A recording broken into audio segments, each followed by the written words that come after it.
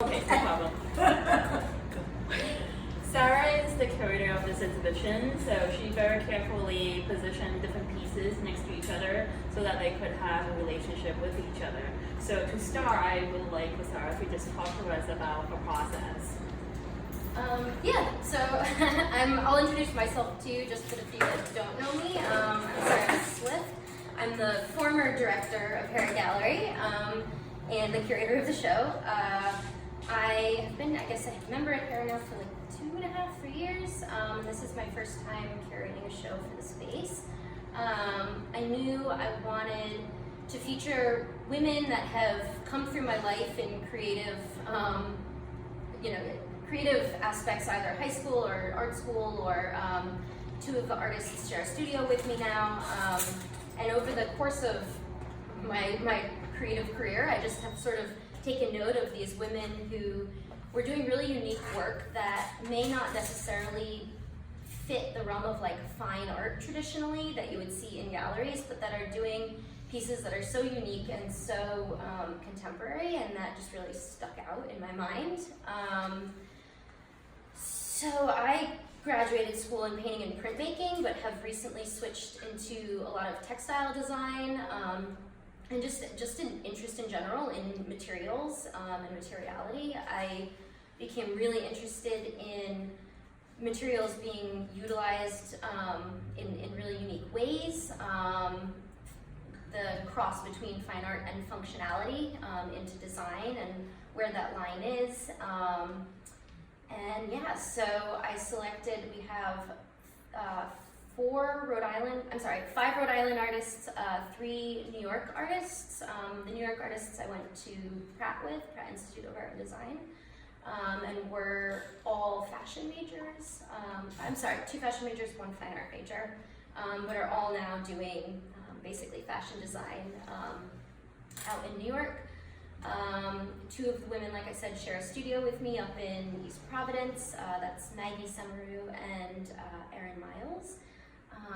Shauna Poirier, I went to high school with, and so I've had the pleasure of getting to see her work since, my gosh, maybe 3rd or 4th grade onwards. We did senior portfolio together, and then Zilu, who's our new director.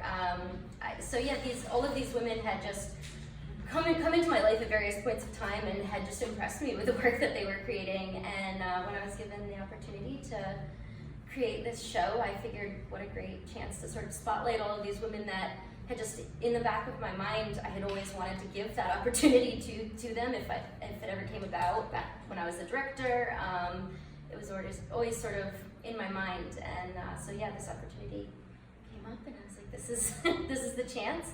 I'll mention quick just about sort of the actual install.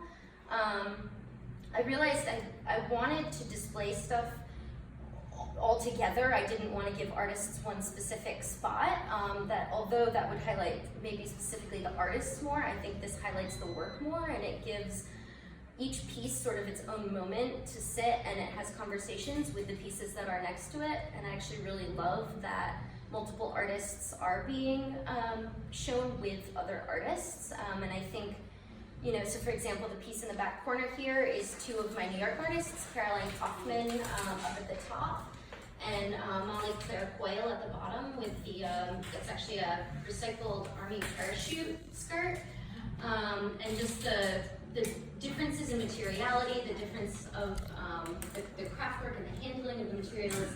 It was just really fun for me to basically create a show where I could create the dialogue that was happening between these pieces. And the only other thing I would say is, I guess, a big part of my studio practice has been looking at materials in unique functional ways. And so even in the install, everything that I used, from the shelving to the little wooden boxes, everything is recycled, upcycled, different things. These little wooden boxes were all scientific specimen boxes that were, I believe, a great uncle of mine or a great grandfather. And so I thought that was a really unique little twist. I just like giving sort of subtle hints to the purpose of some of these materials, as well as the materials that are being used for install. So Sarah is also a participating artist in this exhibition as well. Do you want to talk about your work? Yeah, I can do that. So I have the textile pieces hanging from the ceiling over here, as well as this big room divider, which I suppose I'll talk about the room divider first. Most of my work now comes from collecting materials, and it's almost hoarding, but I find materials or pieces that I like in the street or in yard sales, or I go to Savers, and if anything kind of catches my eye, I'll get it and grab it, and it'll sometimes sit in my house for a year or 2 years. Yeah, we can if I want. Yeah, it's super durable. And so I had all of these old, like Chinese restaurant, like paper frames, rice paper dividers, and that my partner and I carried from the street in Brooklyn to my apartment, and I had them in my house for a really long time, and I loved the idea that room dividers in themselves are to divide up space. They're already, functional in terms of dividing space up. But I figured, here's this thing that is visually in our way. If you do put it into space in some capacity, and I wanted to play more with sort of space and color, and it is almost double-sided. From the other side you get totally different visual imagery, and it's a collage of all different, there's mylar, there's fabric, there's cut paper, there's paint, and so it is sort of a little bit of a mishmashed piece, but just exploring what materials can really do when they are put together. And then I also have been I have some of my loom weavings as well, which most of that is all recycled yarns, upcycled yarns. Some of them really are just bits and pieces that friends will give me from old projects. I use a lot of plastic bags actually when I do my weaving. I'll cut them into strips. That became such a huge part of my work for me, was sort of sourcing my materials as well as actually creating the work. So half of the fun is sort of doing the brain power ahead of time and finding something, and then stepping back and really figuring out how can I utilize this in a different, unique way where I'm respecting the material for what it can do, but pushing the boundaries of really what it has been used for before, or whatnot. And then I've also been doing some live weaving during the week. I guess I can bring one over quick. I wasn't really, intending on talking about them, but I will. So these are also recycled painting stretcher bars with pretty much all recycled materials, plastic bags, fiber, clothing, all shred clothing, really anything I can find. VHS tape, like film has been my newest thing that I've been collecting, because VHS tapes have just completely become obsolete at this point, and there's so many, and what a way to kind of recycle those. So this doesn't have any of the VHS tapes, but plastic and clothing and all sorts of stuff.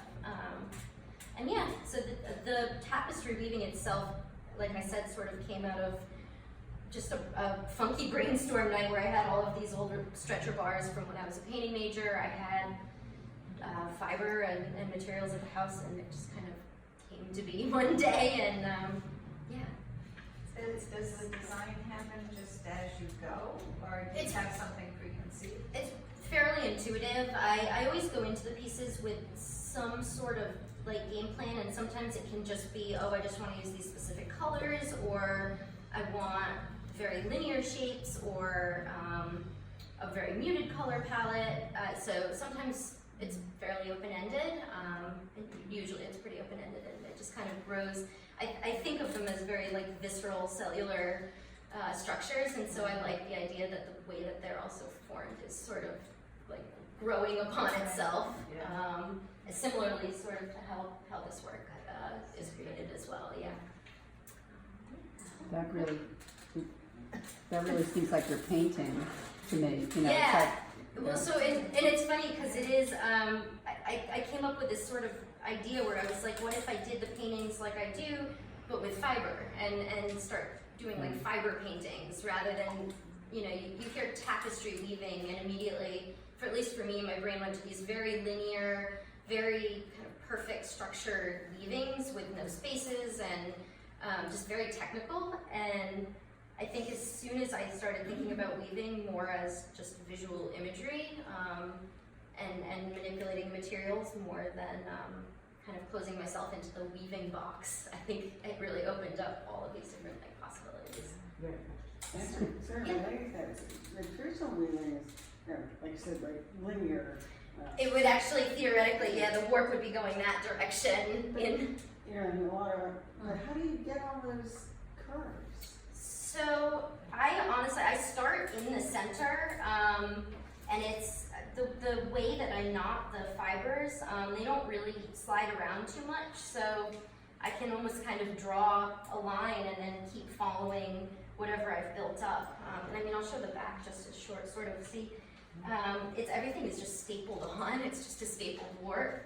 I talk a lot about like accessible materials, low budget materials, like I gravitate towards that more, but you can see, I mean, everything just gets tied off. A lot of these, there's still edges that I would have to tie off. This is in progress, but yeah, it just starts from the center and kind of grows out, and it does, once I get to the smaller and smaller like little holes, it does get tougher because things get tighter and tighter, but I also mentioned like the actual material tactile quality of fiber work for me was what I was drawn to. I loved that I was actually using my hands to manipulate stuff, whereas with printmaking or painting, there was always like a tool in the way almost. I felt distance from the work, and the second I started actually using my hands, it just completely was a game changer. And so even with the collage work too, I mean, there's painting and print and whatnot, but it's still the cutting and pasting and gluing, and it's just very tactile and immediate. And I found that that's how I work. I think that's done. Yeah, it's really close. Yeah, I'm filling in just a little bit in here, and then it'll, yeah, pretty much all of this will stay as is. Yeah. Yeah, and that's a big thing for me has always been like shadow play, negative space. Yeah. So, yeah. That's my work. Do you want to talk, Caesar? Do you want to go next? If there are any more questions for us,